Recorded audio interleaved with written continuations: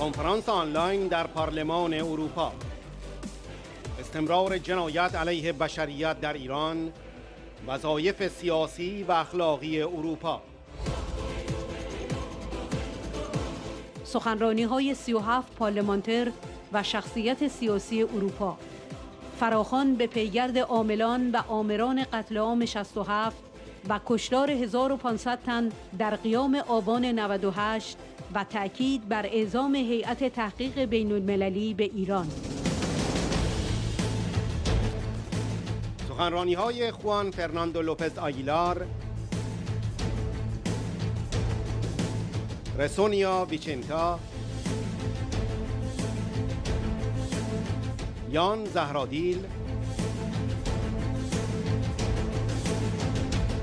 فرانک بوگوویچ،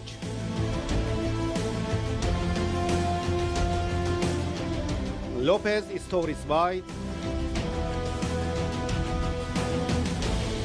ورونیکا ورچیونووا، آف مارکو زرنی و ایوان استفانت.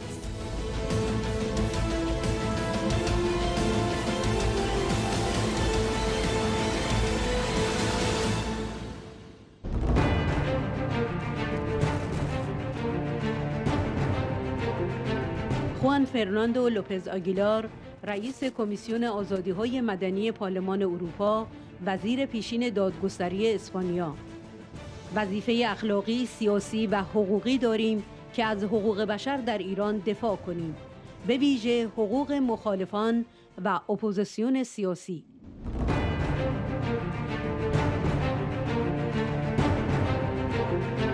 رسونیا ویچینا، وزیر پیشین دفاع لیتوانی، نماینده پارلمان اروپا.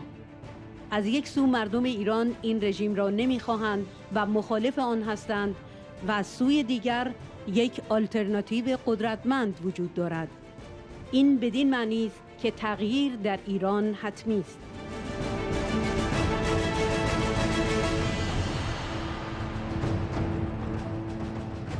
یان زهرادیل، نماینده پارلمان اروپا از جمهوری چک، رئیس حزب محافظه‌کاران و رفرمیست‌های اروپا 2009-2020.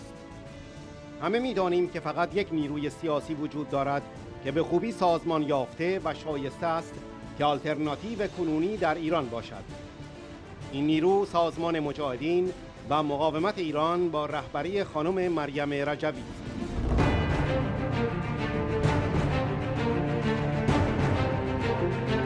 فرانک بوگوویچ، نماینده پارلمان اروپا، وزیر پیشین از اسلوونی. برنامه 10 ماده‌ای خانم رجوی برای یک ایران آزاد نماد تمام نیازمندی‌های یک کشور دموکراتیک است.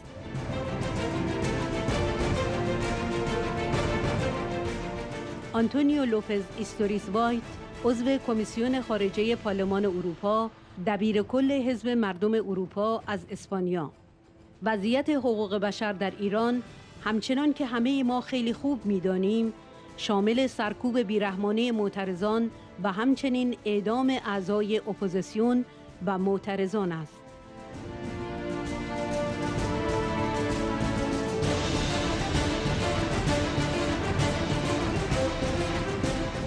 ورونیکا ورچیونووا، نماینده پارلمان اروپا از جمهوری چک. تأثیرات منفی رفتار وحشیانه رژیم ایران تنها در سطح این کشور باقی نمی‌ماند، بلکه نفرت پراکنی، تروریسم و تبلیغ خشونت همچون یک بیماری در منطقه و فراتر از آن منتشر می‌شود. Good afternoon, everybody. I am pleased to join this gathering as a member of the European Parliament and Chair of the Committee of Liberties, Justice and Home Affairs of the European Parliament.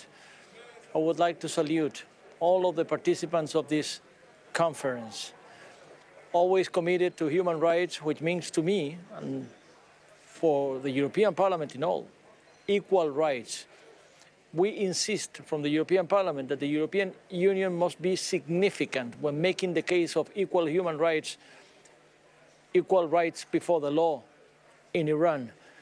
And that is something that is of the essence particularly in view of the 2019 uprisings, where at least 12,000 were arrested.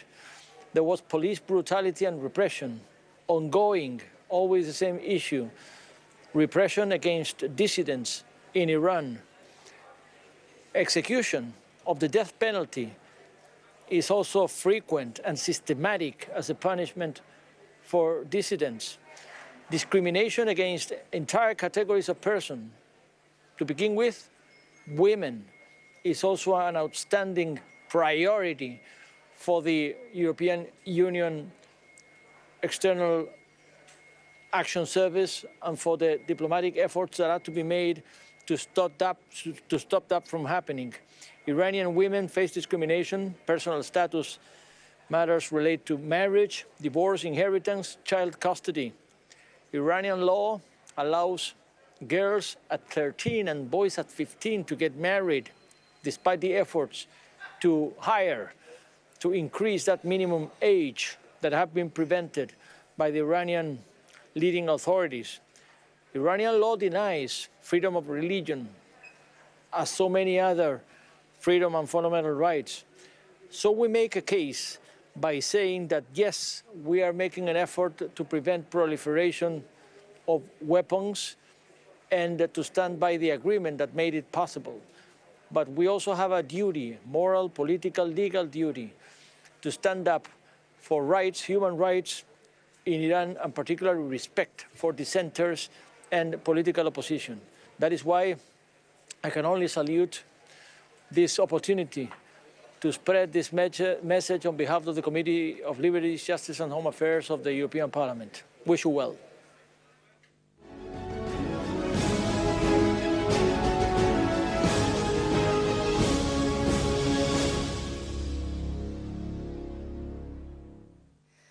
Hello, everybody.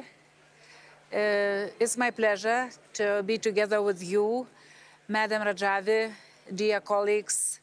My name is Rasa Yuknevichine. I am a member of European Parliament from Lithuania. I am very familiar with the cause of freedom. I come from a background that fought for freedom, but finally the day came where my country was freed. This is why I support your cause and support the call for democracy in Iran. Over the past year, human rights violations by the Iranian regime have been on full display, exposing the mullahs' brutal suppression. The Amnesty International report early September on the torture and treatment of the November 2019 protests detainees is shocking.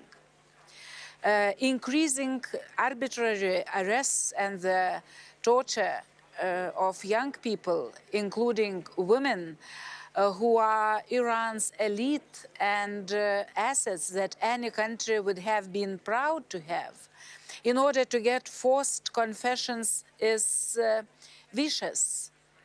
Navid Afkari, 27-year-old wrestling champion, who would have been promoted and taken care of by any other country to bring it a gold medal, is tortured and executed by the regime for defying it and participating in anti-governmental protests, despite calls from around the globe to save his life.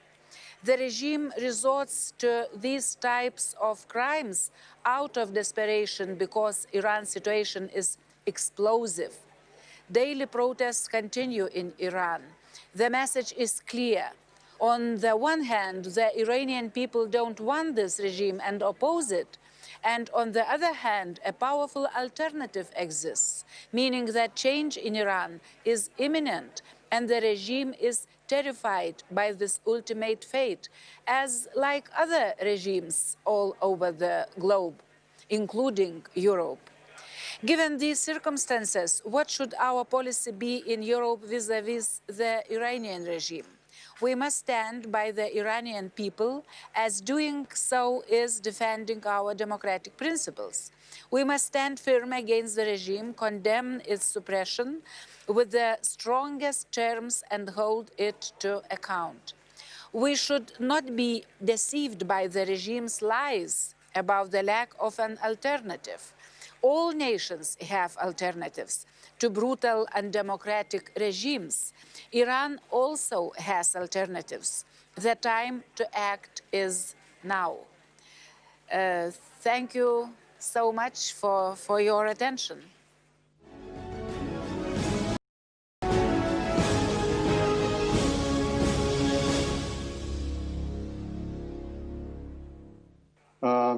Thank you very much for inviting me. Wish you all the best from Prague, the Czech Republic, to all of you, to all participants, and to all our friends in Iran, and also to our friends in Iranian opposition.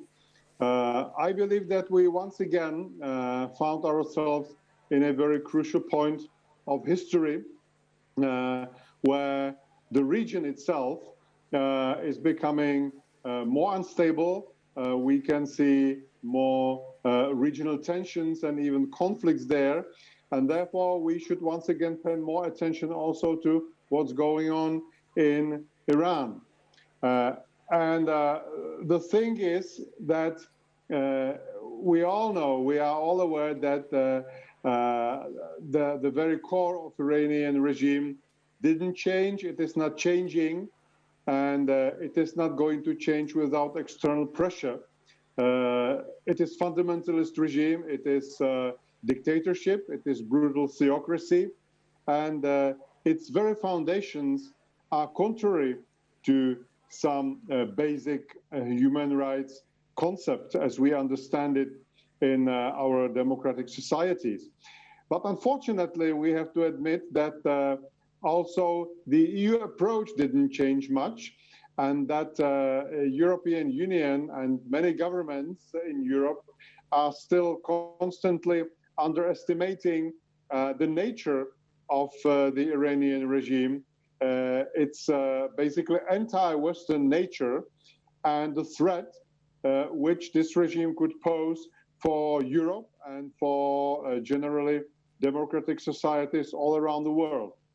And therefore, I believe that it's once again time to push Mr. Borrell, the High Representative for Foreign and Security Policy, to start some actions, and also to explain to him that it is in our common interest, in the interest of Europe and in the interest of European democracies, not just to watch, but to act.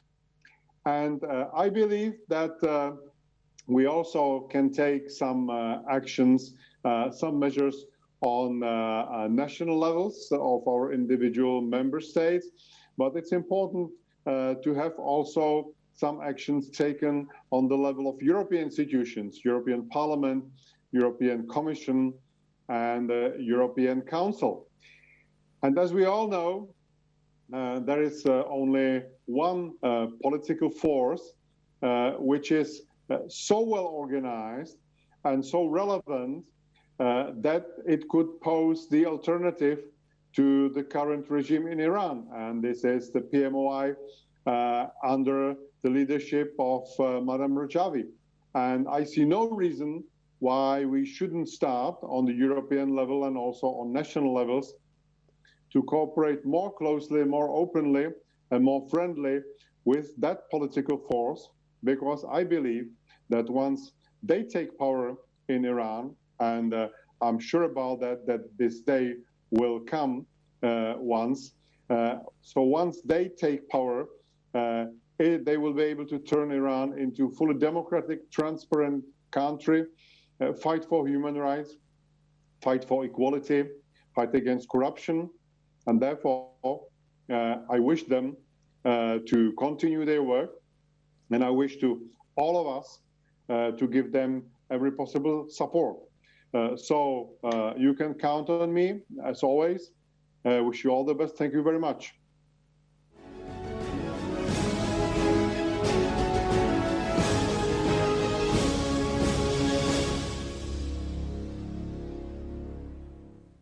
Dear Ms. Rajvi, dear colleagues, my name is Franz Bogovic, member of the European Parliament from Slovenia.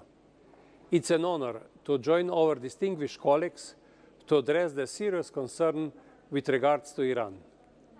I agree with what my other colleagues said today and support their call for a firm policy on Iran, especially the need to recognize and support the Iranian people and their popular resistance movement, the NCRI, in their quest for a free and democratic Iran, including Ms. Rajvi's 10-point plan for the free Iran, which symbolizes all that is needed for a democratic country. Even as we are from different parties, we are united in the fact that the EU must adopt a firm policy on Iran that holds the regime to account for its terrorism and human rights abuses. For me, one of the immediate serious concerns is the expiring arms embargo in Iran, which will allow the regime to legally buy weapons from China and Russia and allow Tehran to export weapons to its terrorist proxies across the Middle East.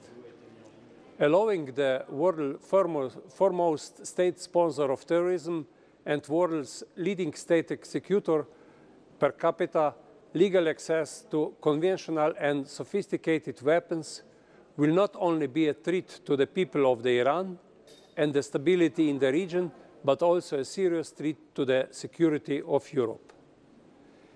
That is why I joined over 250 parliamentarians from European and Arab countries in supporting a statement on Iran earlier September that urged the European and Arab governments to work together and extend the arms embargo in Iran and support the snapback of all UN sanctions under UN Security Council Resolution 2231. The EU is seriously concerned about Iran's malignant role in the region and the domestic crackdown on protesters. But words will not stop or counter the regime in Iran. Action will. The EU must now take concrete action based on these concerns. The best way for the EU leaders and the European governments to do that is by denying the regime the resources and funds it needs through reimposing UN sanctions and extend arms embargo.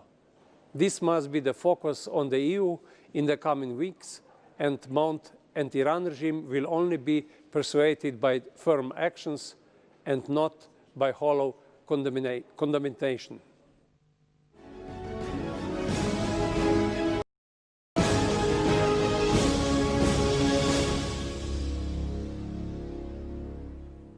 Thank you. First of all, say hello to my colleague in the European Parliament, Patricia Toia, and then also to Mariam Rajavi, and especially also my good friend Alejo Vidal Cuadras and all the friends. Just I wanted to mention briefly that we all know that the situation in Iran is deteriorating every day, that thousands of peoples have been participating and detained for participating in demonstrations over the past 2 years. This also shows that many people in Iran are tired and fed up with this regime. Also, the regime stability, can be seen in their foreign, actions. The cases now currently being investigated in Belgium about the interference in Belgium. Hezbollah, always the armed wing that is, of course, denounced and refused by all the European countries, but also most of them are also now acting against also the political arm of Hezbollah, specifically, after we have seen the intervention of Hezbollah, Syria, and the regime of Iran in Lebanon that has caused so much distress to our good Lebanese friends. There has to be a stop in the external interference, in Lebanon, and finally, for once in history, to leave the Lebanese people to decide their future by themselves. The situation of human rights, of course, in Iran, we all, many of the people connected, we all know very well the ruthless crackdown of protesters, and also, the executions done against the opposition and protesters. And I have asked in the European Parliament several occasions our representative, Josep Borrell, about the violation of human rights in the country and what's going on. I don't want to take more time from your very interesting discussion and debate, and just to salute everybody and tell them that as my colleague in the European Parliament and many others, we are always there to help in order to bring a prosperous, democratic future for Iran that merits.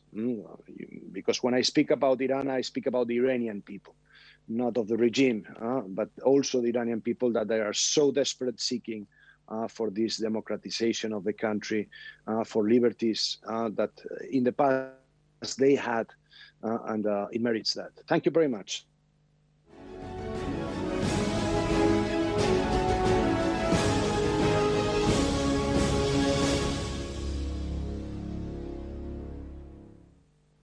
Madam President, dear colleagues, thank you for inviting me to this conference. I am glad to be here. Even during these strange times of COVID crisis, we can't forget people who are facing much more worse situation than the coronavirus is. Thousands of death sentences are executed every year. Most of these sentences are abused in non-democratic countries. We should remind this medieval, unjust, cruel practice not only on the occasion of the World Day Against Death Penalty, but all the time. And it should be a task for us, MEPs. As we speak about Iran, we were all witnesses of the execution of Iranian famous wrestler, Navid Afkari. He was one of many who were sentenced to death based on false accusation and torture. Other prisoners, men, women, even children, are not famous with international attention, but their lives have no less meaning and their suffering is the same. Iranian vicious practice doesn't have negative impact only on the national level, but the spread of hatred, terrorism, and violent propaganda is like a sickness that is spreading in the area and beyond. Personally, as a member of European Parliament, I am therefore ready to show my support, as I have done many times before, to Iranian people who want freedom, who denounce violence, who want justice in their country, and who want to live in peace. I would like to thank Friends of Free Iran and to the President, Mrs. Rejvi, for organizing this conference, not only to commemorate people who lost their lives too soon, but also to speak up about the terrible practice of Iranian government, to show support to victims of this horrible regime, and to call for the release of prisoners who are held captive without a fair trial. Thank you again for organizing this conference, and I hope to see you next time personally. Have a nice day.